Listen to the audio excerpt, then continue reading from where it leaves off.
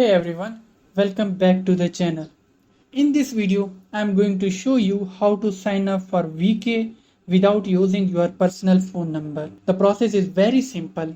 First, go to the website online.io. Once you are there, you will be able to receive SMS verification codes. Select your preferred country from the list, then choose the VK option, which costs $1.2.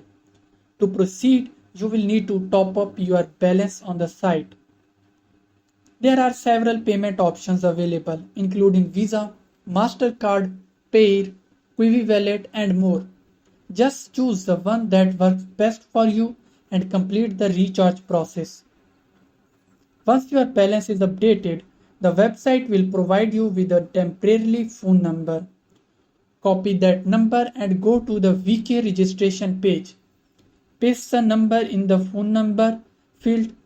VK will send a verification code to that number, and the code will appear on your same page on the online.io. Copy the code from there, paste it into the VK and complete the registration process. And that's it, you will be signed up for the VK without using your own phone number. Thanks for watching the video.